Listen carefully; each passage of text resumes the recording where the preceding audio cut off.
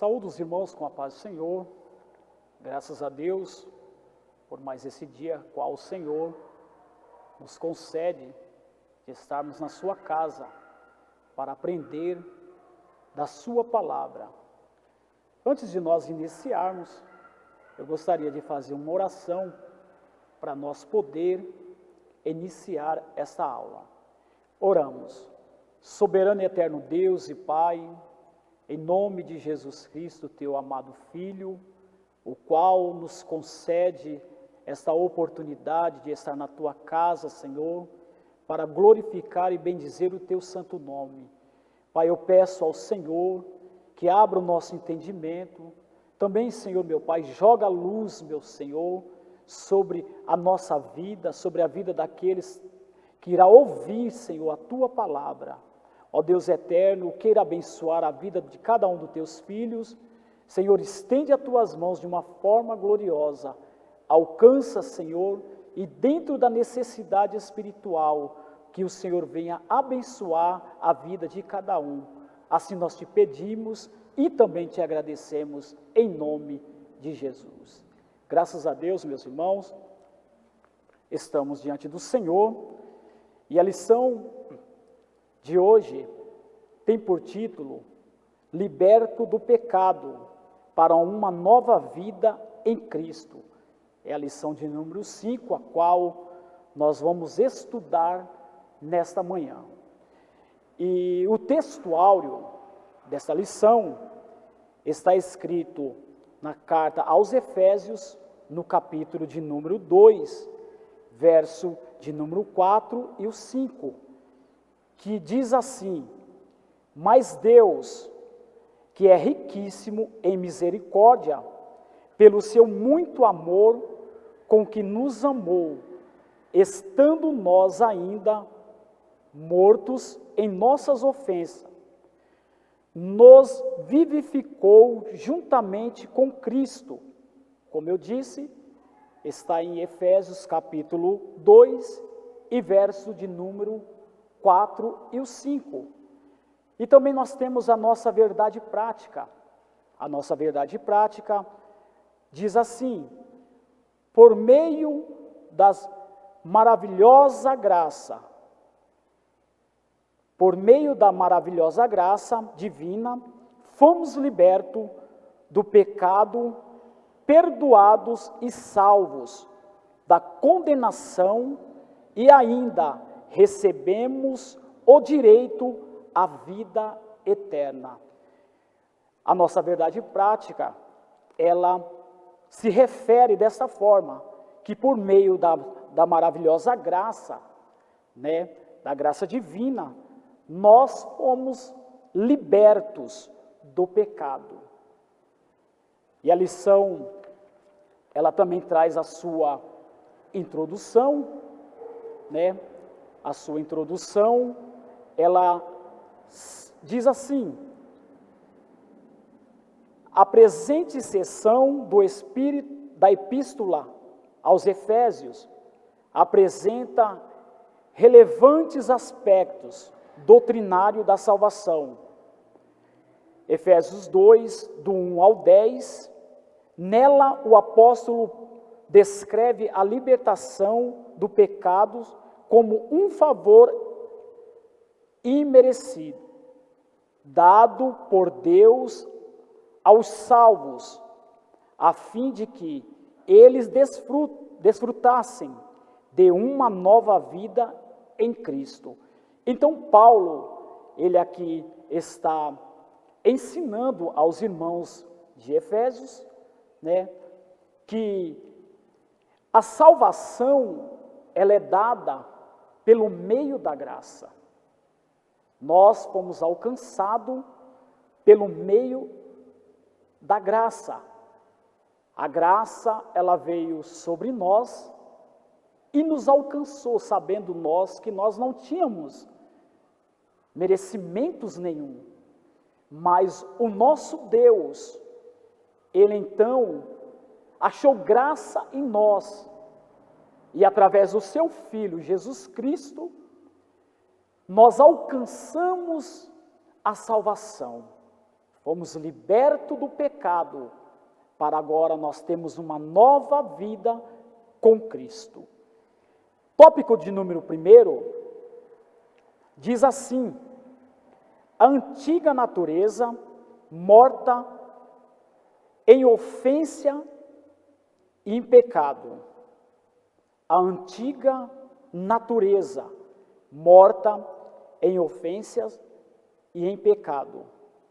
Todos nós sabemos, meus irmãos, que se nós for lembrarmos de quem era nós antes, nós vamos ver que tudo quanto nós praticávamos, nós tínhamos a nossa natureza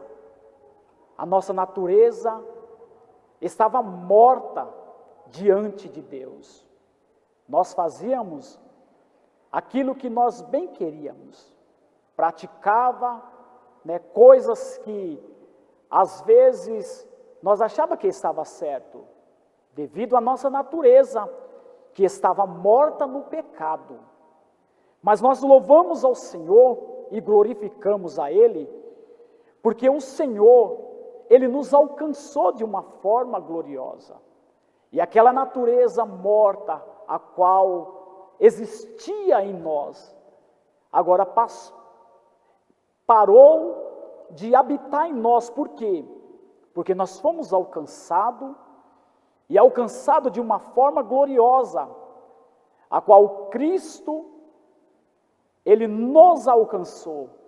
O salmista, ele diz que o Senhor desnudou os seus braços e nos tirou de um lago horrível, nos tirou do charco de lodo e nos firmou sobre a rocha.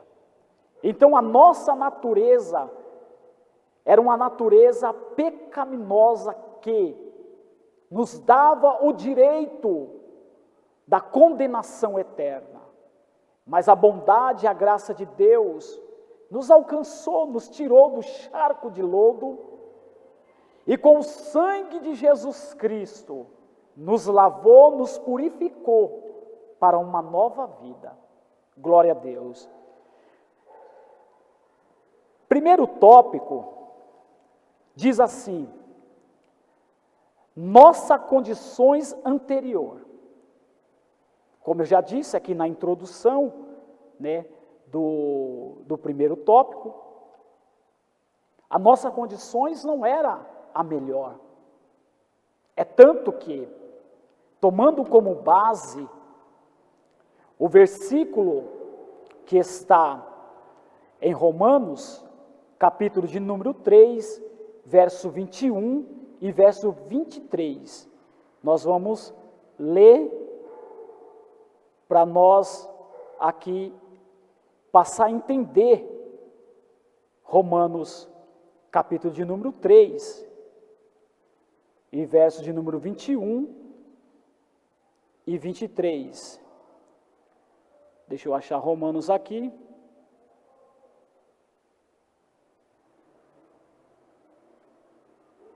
Romanos 3. Que diz assim: mas agora, sem lei, tem se manifestado a justiça de Deus, que é atestada pela lei e pelos profetas, isto é, a justiça de Deus pela fé em Cristo, para que todos os que creem, pois não há distinção, porque todos pecaram e destituídos estão da glória de Deus. Então veja, meus irmãos, a nossa condição anterior era uma condição a qual não tinha nenhum efeito bom diante de Deus. Por quê? Porque nós vivíamos sem lei, andávamos sem lei, e todos nós estava destituído da glória de Deus. Por que todos nós estávamos destituídos da glória de Deus?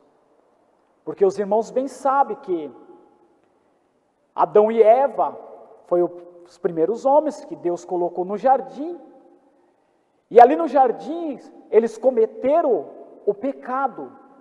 E a Bíblia diz que por um homem entrou o pecado no mundo. Então todos agora passou a ser pecador, porque todos têm a natureza pecaminosa. Então essa natureza nos levava a pecar contra Deus, desobedecer às leis de Deus, fazer tudo aquilo que desagradava aos olhos de Deus. Então, a nossa condições anterior era assim. Porém, Deus, pela sua bondade, Ele nos concede uma oportunidade. E o comentarista, ele colocou aqui: e vos vivificou, estando-vos mortos em ofensas e em pecados. Diz o primeiro versículo, a palavra ofensa, no grego, ela significa paraptoma, tem o sentido de passos em falsos, de forma deliberada. Então veja, nós estávamos nessas condições, nós não tínhamos firmeza nos nossos passos, por isso que nós andávamos segundo o nosso curso. E eu estava vendo no dicionário o significado aqui de ofensa, que significa comportamento ou discursos que faz com que uma pessoa seja vítima de injustiça. Palavra que deprecia, que possui a capacidade de injúria ou afrontar, comportamento que demonstra falta de consideração. Então, essa palavra ofensa tem todos esse significado e muitos mais. Eu apenas coloquei alguns desse significado, que é um comportamento, totalmente errado, ou um discurso que faz com que uma pessoa ela seja vítima de injustiça. Enfim, as nossas condições eram essas. Porém, a misericórdia de Deus foi tão grande, foi tão maravilhosa para conosco, que mudou essa situação. Eu louvo a Deus pela vida do nosso Senhor e Salvador Jesus Cristo. Porque se Cristo não tivesse vindo fazer esta obra tão gloriosa, o que seria de mim e o que seria de você, meus irmãos? Nós não tínhamos condições nenhuma de salvação. Nós estávamos destituídos da glória de Deus, porque as minhas obras, as suas obras, eram obras de ofensas, a qual entristecia os olhos de Deus. Então nós não tínhamos mérito nenhum para essa salvação, mas nós louvamos ao Senhor pela sua bondade e a sua graça. O termo para pecado é hamatia, o qual descreve como aquele que erra o alvo. Em vista disso, o homem, em sua natureza decaída, é diagnosticado como morto. Errou o alvo, Agora ele tem o seu diagnóstico como morto. Todos nós estávamos mortos. Morto espiritual. Estávamos com a nossa natureza espiritual decaída. Mas o Senhor, pela sua bondade e a sua graça, Ele nos alcançou. Isaías capítulo de número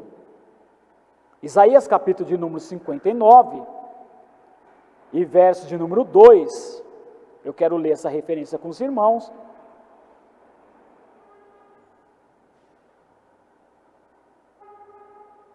Isaías 59 e verso de número 2. Vamos ler.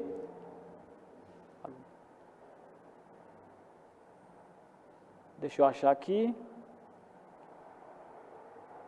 Que diz assim: mas as vossas iniquidades fazem separação entre vós e o vosso Deus, e os vossos pecados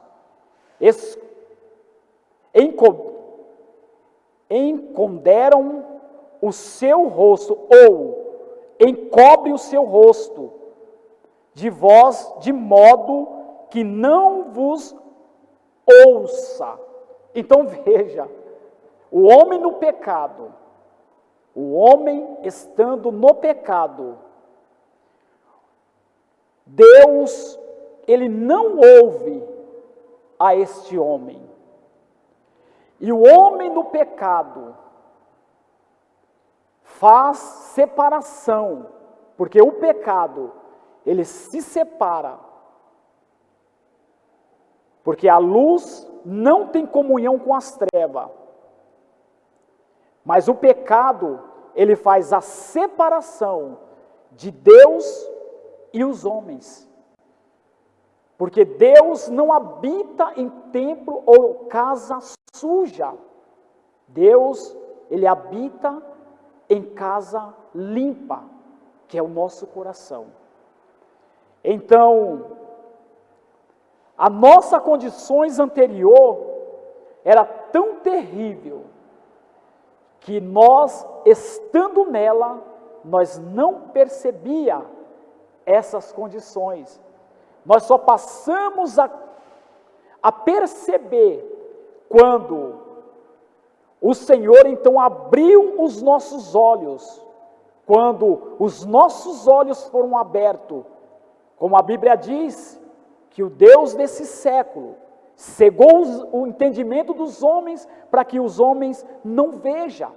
Porém, mas quando nós tivemos um encontro com Cristo, os nossos olhos então foram abertos, aquela venda foi tirada, as escamas caiu, e nós então passamos a ver a verdade, saber da verdade, e a verdade, ela então nos libertou, porque a palavra de Deus diz: conhecereis a verdade, e a verdade vos libertará.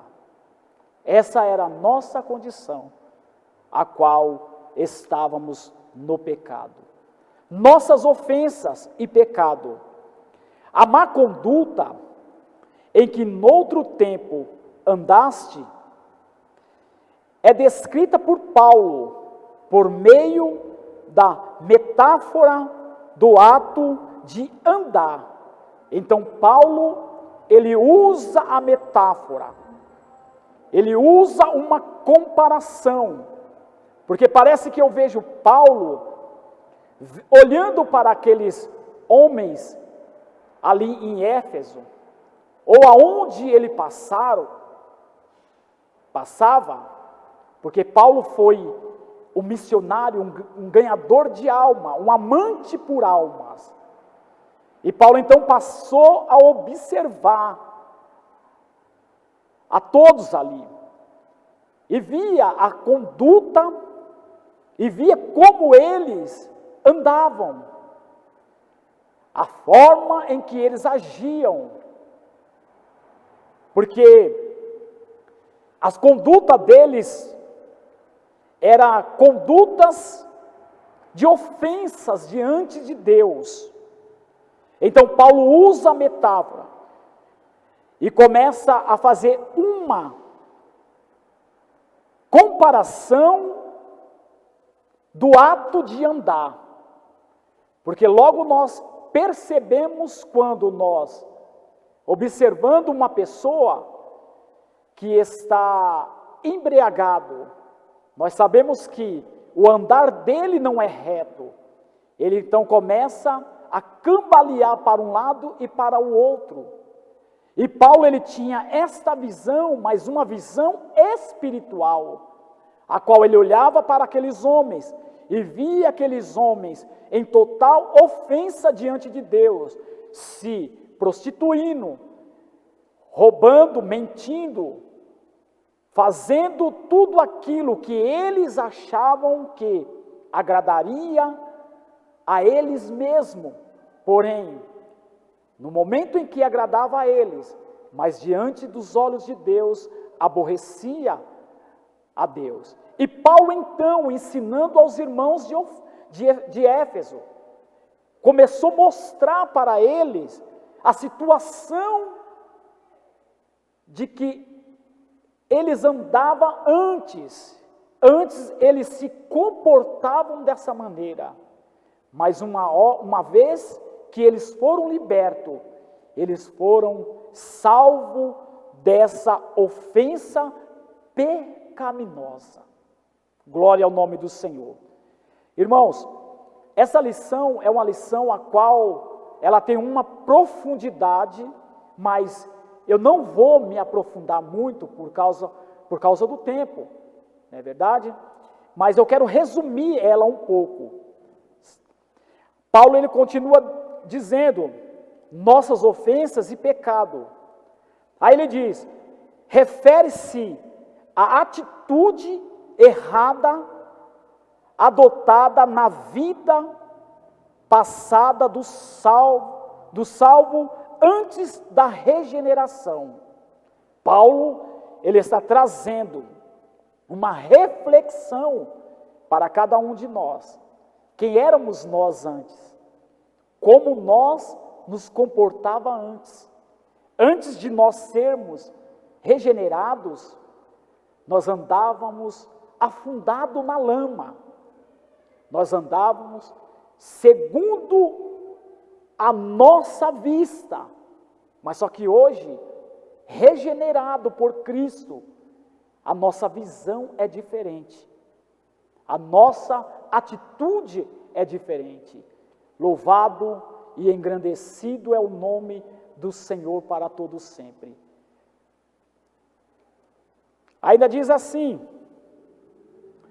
andaste segundo o curso deste mundo. O costume eram praticado conforme o sistema mundano da época, tais como a imoralidade, o furto e a mentira. Tudo isso eles praticavam. E Paulo então estava doutrinando aos irmãos de Éfeso esta situação, que eles andavam segundo o curso deste mundo, porque quem faz a vontade do mundo anda segundo o curso do mundo. Ele mente, ele pratica,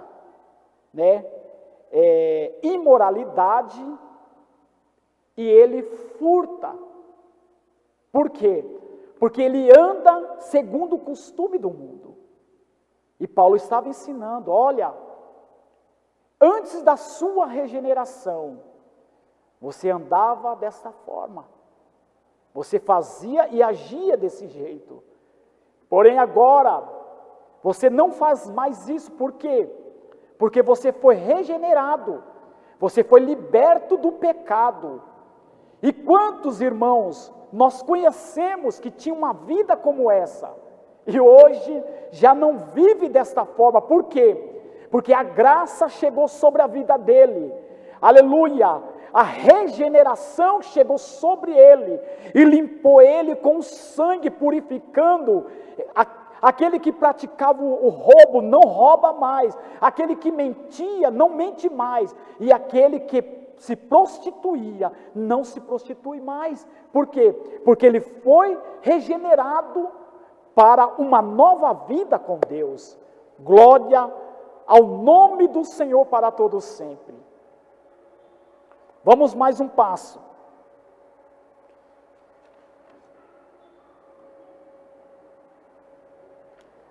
Andávamos fazendo a vontade da carne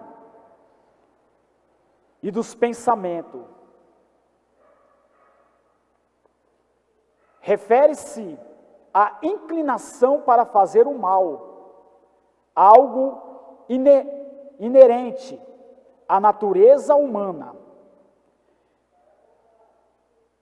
Então, quando nós andávamos segundo o curso deste mundo, as nossas atitudes eram essas. Andávamos fazendo a vontade da carne. Quantos ainda estão fazendo a vontade da carne? Quantos ainda não foram libertos dessa prática? Por quê? Porque ainda não conheceu a Jesus. Porque ainda ele não teve o encontro com Jesus. Porém, Paulo, ele estava falando com os irmãos, estava doutrinando aos irmãos, ensinando eles a respeito, aleluia, dessa vontade, que era a vontade da carne. No verso de número 3, do texto de Éfeso, ele diz assim: entre os quais todos nós também antes andávamos nos desejos da nossa carne, fazendo a vontade da carne e dos pensamentos, e éramos, por natureza, filhos da ira, como os outros também. Então veja as nossas condições. Paulo estava ensinando, lógico, aos irmãos, porém, nós entendemos que as cartas que Paulo escreveu, tanto ela serve, ou seja, ela serviu para local e como universal. Ela advertiu os irmãos na época e também está nos advertindo hoje, porque a carta que Paulo escreveu nada mais é do que a palavra de Deus vindo do coração de Deus.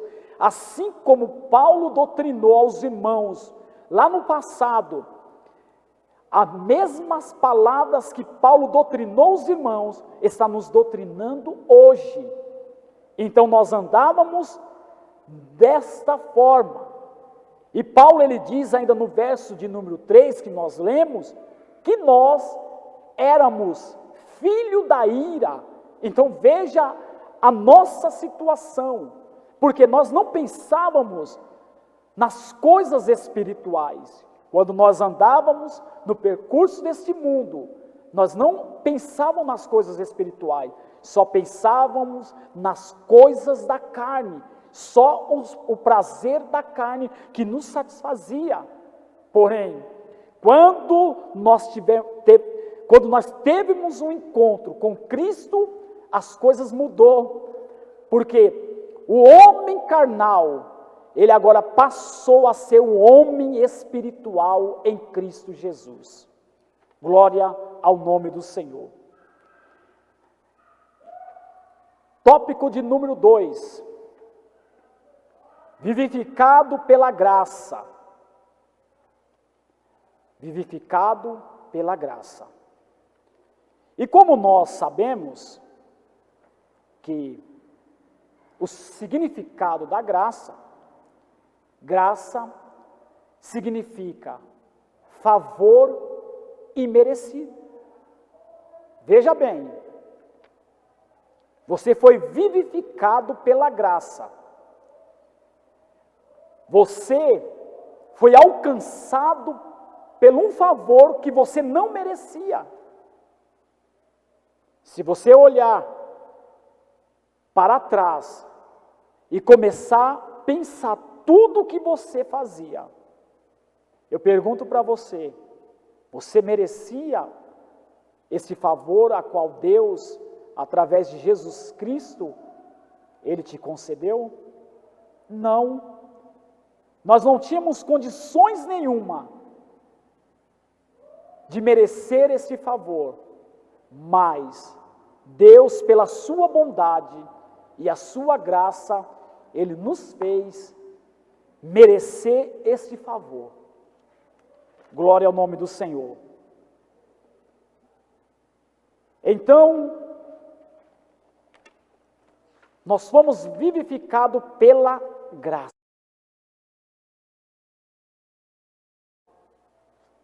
O comentarista, ele põe aqui, por ato de bondade e misericórdia, estando nós ainda mortos em pecados, Deus imensamente nos amou e por isso nos vivificou por meio da sua graça.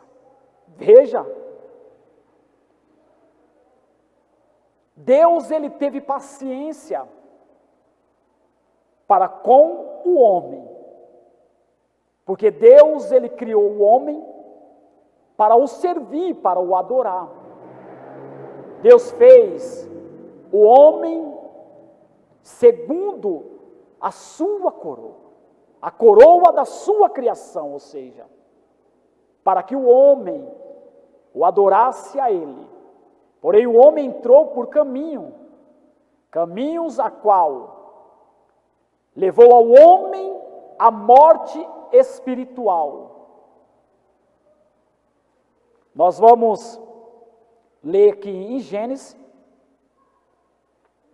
capítulo 6. Meu celular já está quase terminando a bateria.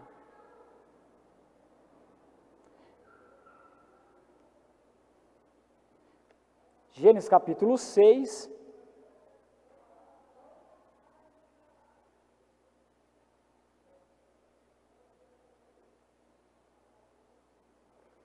E no verso de número 5, que diz assim: viu o Senhor que era grande a maldade do homem na terra, e que toda a imaginação dos pensamentos de seu coração era má continuamente. Então o homem estava nessa situação, porém, o amor de Deus foi mais sublime do que o pecado do homem. Porque se Deus quisesse acabar com o homem, Deus tinha exterminado ao homem. Mas o amor dele foi infinito, foi tão glorioso para com o homem, a qual ele enviou o seu Filho, Jesus Cristo, para pregar a sua palavra, para ensinar a sua palavra, para curar os enfermos e fazer a obra da redenção, morrer na cruz do Calvário. Ali nascia a esperança da humanidade. Na cruz do Calvário nascia a esperança da humanidade. Ali morria o Filho de Deus para o nascimento, para a vivificação da humanidade. Por isso nós louvamos ao Senhor, por essa graça tão maravilhosa, a qual o Senhor nosso Deus nos concedeu. Alcançado pela misericórdia e pelo amor divino, após constatar a situação da humanidade sobre a ira de Deus, Paulo passa a descrever os atos divinos do amor e da misericórdia que alteraram o quadro caótico da raça humana, começando com uma conjunção adversativa. O apóstolo declara exultante: mas Deus, que é riquíssimo em misericórdia, pelo seu muito amor com que nos amou. Paulo, ele então ensina aos irmãos mais uma vez, dizendo para os irmãos, no verso de número 3, que Deus, ele nos resgatou de uma forma exaltante. Não pensa você que você foi resgatado de qualquer forma, não. A forma em que você foi resgatado foi de uma forma exaltante. Pensa você, lembra a forma em que você estava, e no momento em que a palavra de Deus chegou para você, porém, no mundo espiritual, havia aplauso contra a sua alma. Quantos passaram e quantos disseram para você: esse aí não tem mais jeito, para essa aí não tem mais jeito. Porém, o Deus que nós adoramos, ao Deus que nós servimos, o Deus que trabalhou e que está trabalhando até o dia de hoje, é o Deus que vivifica aquele que está morto espiritual de uma forma exaltante. Sabe por quê? Porque eu estávamos no monturo. E Deus então, pela sua bondade, a sua graça e a sua misericórdia, Ele então nos tirou do monturo, Ele nos lapidou, Ele nos limpou. Quando nós falamos monturo, o monturo tem muitas coisas que não prestam. Tem pedra, tem lixo, tem madeira. Então tudo que não presta estava lá no monturo, vai para um monturo. E Deus então, Ele tirou você lá do monturo. Quando Ele tira você do monturo, Ele te chama para as regiões celestiais. Ele te coloca você e faz você sentar em regiões celestiais e coloca você no meio dos príncipes. Agora veja, aquele que disse para você que você não tinha condições, que não tinha jeito para você, agora te vê você vivificado do pecado, liberto do pecado, vê você agora de uma forma diferente, vê você agora agindo diferente. Sabe por quê? Porque quem fica no monturo não presta.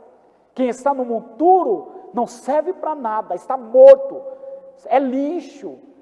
Porém, quando Jesus, Ele nos tira do monturo, automaticamente Ele injeta em nós a vida, e nós então passamos a viver espiritualmente, e a nossa fisionomia, ela muda, o nosso jeito muda. Aí a pessoa passa, olha e fala: não era aquela pessoa que era um lixo, que não servia para nada? Sim, agora está diferente. Por quê? Porque a vida está habitando dentro de você. Você não é mais um morto espiritual, você agora é vivo para a glória do nome do Senhor. Prosseguindo, tem muitas referências, irmãos, mas o tempo ele já nos aperta. Exaltado por sua graça, o apóstolo dos gentios ainda destaca que o poder de Deus nos ressuscitou juntamente com Ele e nos fez assentar nos lugares celestiais em Cristo. Deus, então, como eu disse, a morte de Cristo trouxe vida para a humanidade. Porque a humanidade, ela estava totalmente morta no pecado. Totalmente morta no pecado, a humanidade. Porém, a graça, ela nos ressuscitou e nos deu um lugar excelente para nós agora viver. Cristo, Ele nos ressuscitou através da sua morte. Louvado seja o nome do Senhor para todo sempre. Observe que a palavra, juntamente, indica que Deus concede ao homem os mesmos benefícios alcançados por Cristo. Preste atenção. Não é qualquer coisa. Quando nós fomos ressuscitados espiritualmente, nós somos ressuscitados com Cristo. E todos os benefícios de Cristo, nós temos o direito. Você tem o direito. Porque o próprio Jesus, ele disse: vou, Pai, e vos preparar lugares. Quando nós chegarmos lá, os lugares já vai estar tudo preparado.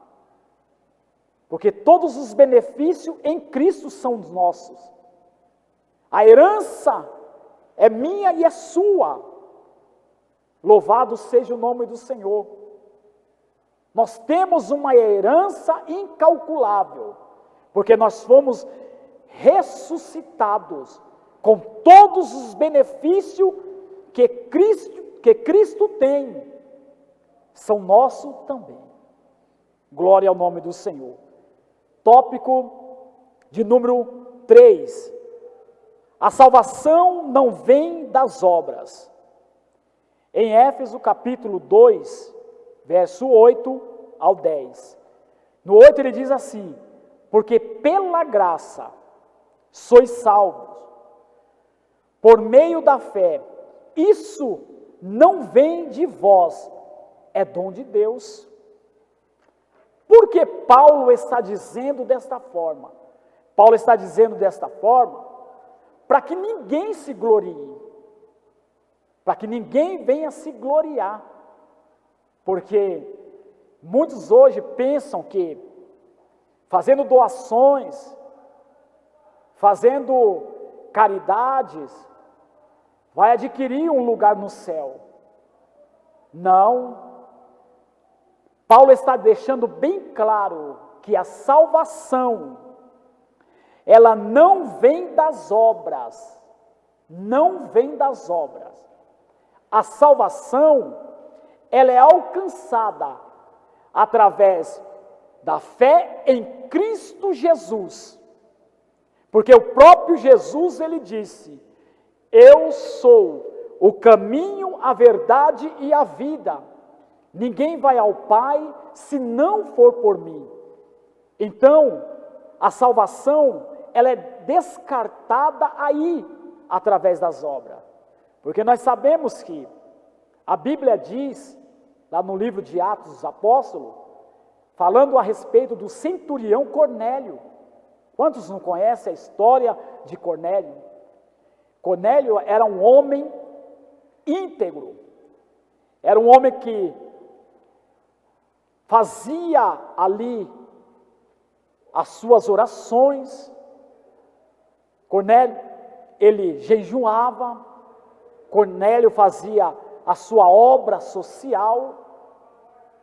Porém, juntando tudo isso diante dos olhos humanos, é bom, mas para as coisas terrenas, já para as coisas espirituais, isso não quer dizer nada, porque as coisas espirituais, ela vai além das coisas materiais, porque tudo que é físico, no arrebatamento da igreja vai ficar na terra, mas tudo que é espiritual vai ser acompanhado por aquele que praticou as boas obras.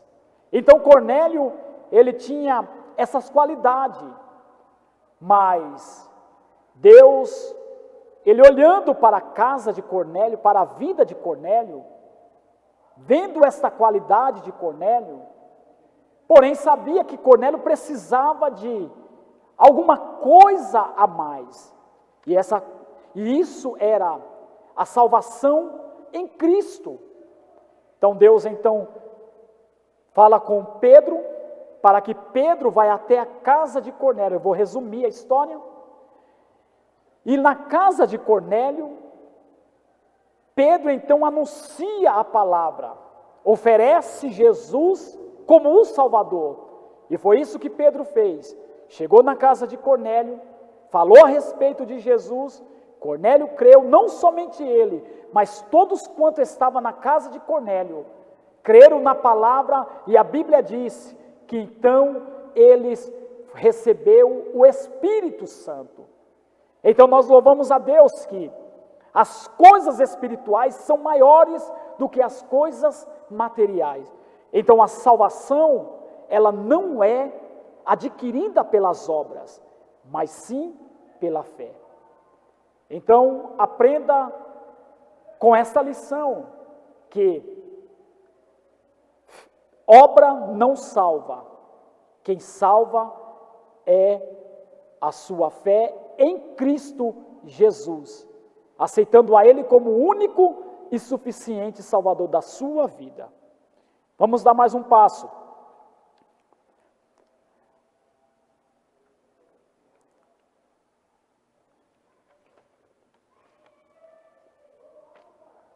Segundo subtópico do terceiro tópico, que diz assim: obras como evidência de salvação. Então veja, Paulo estava dizendo aos irmãos que a salvação, ela não é pelas obras, mas porém, as obras, ela vem como a evidência de salvação. O comentarista ele pôs aqui Paulo usa duas negações para endosar a origem da salvação. A primeira expressão, isso não vem de vós. Então veja, qual é o homem que tem condições de se salvar? Fazendo alguma coisa. Por isso que Paulo, ele está dizendo que a salvação, ou as obras, ela não vem de vós. Não vem. Como eu disse, ainda que o homem faz caridade, ainda que o homem, ele tem ali a sua fé, mas se ele não se decidir a Cristo, ele não tem a salvação. Então Paulo está dizendo que a salvação, a primeira expressão, isso é, não vem de vós. Trata da salvação pela graça. Então veja, Paulo está ensinando que não vem de vós, por quê? Porque só é concedida pela graça de Deus. Só é concedida e alcançada pela graça de Deus. Se não for a graça de Deus, nós não seríamos alcançados com a salvação em Cristo. Lembra que Deus, Ele deu, foi a graça, foi o amor, foi a misericórdia de Deus, que deu Jesus para morrer, para nos salvar. Não vem de nós a salvação, vem de Cristo, vem de Deus, porque o homem não tem condições, o homem não pode se gloriar, não tem como o homem se gloriar diante desse fato, não tem como o homem se gloriar, porque muitos batem no peito e diz, só porque tem uma condições melhor, só porque acha que pode, pensa que tem a sua salvação adquirida. Não, o dinheiro pode comprar todo mundo aqui.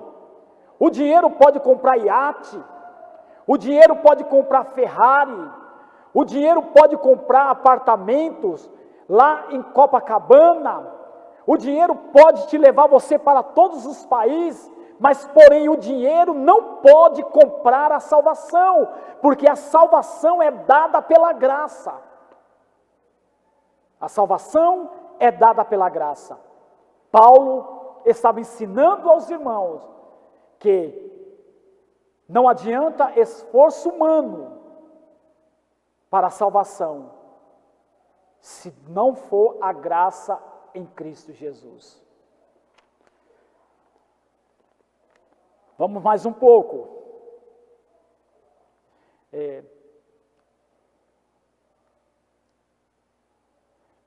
A segunda ratifica que a salvação não vem das obras, o que indica não se tratar de recompensas de algum ato humano. Essas afirmações incluem a possibilidade de alguém ser salvo por esforço pessoal. Como eu disse, não tem como. O homem pode se esforçar da forma que ele quiser, que a salvação, ela não vem pelas obras. Não vem pelas obras. A obra para a salvação, ela só é feita quando o indivíduo, ele é salvo, que aí ele vai passar a praticar boas obras, porque todas as obras sem a salvação são obras mortas. Por quê? Porque são obras materiais, não tem a fé, porque a Bíblia diz que as obras sem a fé é mortas. Então, dispensa comentário para aqueles que acham que fazendo alguma coisa vai ser salvo. Não. O dinheiro, como eu disse, não compra a salvação. Você pode ser o maior dizimista da igreja. Você pode fazer muitas caridades. Mas se você não tiver fé, se você não tiver Cristo na sua vida como a fonte da tua salvação, ela não vai te garantir a tua entrada no céu. Infelizmente, irmãos, é a nossa lição, a lição que proporciona esse ensino. Eu não posso fugir dessa realidade, porque muitos se encostam naquilo que faz, muitos se encostam naquilo que dá, muitos se encostam, aleluia, porque faz caridade. Não, é bom, continue fazendo, mas coloca a fonte que é Cristo, que é o teu Salvador, na frente de todas essas obras, porque é Ele que vai, aleluia, conduzir as suas obras, para ela ser perfeita. Glória ao nome do Senhor. Eu quero aqui concluir a lição. Eu quero chegar aqui à conclusão. A conclusão diz: antes da regeneração, éramos filho da ira e condenado à perdição eterna, por ato do amor divino, por meio da sua maravilhosa graça, nos tornamos filho por adoção. Você saiu de um quadro. Você era filho da ira. Agora você passou a ser filho da salvação. Você agora passou a ser filho por adoção, através de Cristo Jesus. Louvado seja o nome do Senhor. Por isso, meus queridos irmãos, eu aconselho a você: adore ao Senhor, glorifique ao Senhor, preserva essa salvação, a qual foi dada por Cristo. Preserva, porque antes você estava morto espiritual, mas hoje você está vivo e exaltado por Deus, posto em regiões celestiais. Antes você estava assentado em regiões de sombra da morte.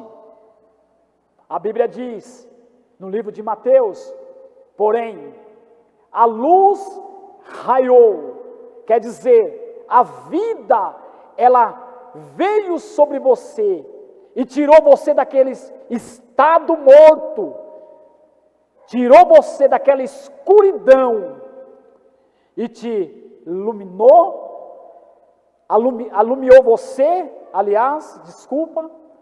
e te purificou, te santificou para morar com Cristo Jesus. Eu quero aqui agradecer a todos no nome de Jesus e quero orar nesse momento em favor de todos para a glória do nome do Senhor. Oramos. Soberano e eterno Deus e Pai, em nome de Jesus Cristo, teu amado Filho, Pai querido, nós queremos, Pai, agradecer a Ti pela Tua bondade, a Tua misericórdia, de nos tirar de um estado, Senhor, terrível, e nos vivificar para a Sua glória, e nos fazer, Senhor meu Deus, cidadãos do céu, para morar, Senhor meu Pai, na Tua glória, com o Teu Filho que nos resgatou. Deus Todo-Poderoso, eu peço ao Senhor, alcance os Teus filhos que estão nos seus lares. Deus Pai querido, estende as Tuas mãos, Senhor, fortifica na graça os Teus filhos. Fortifica, Pai, com a Tua palavra, ó Deus, porque Tu és um Deus poderoso, um Deus maravilhoso. Pai, em nome de Jesus, eu quero Te agradecer para a glória do Teu maravilhoso nome. Amém. Que Deus abençoe, irmãos.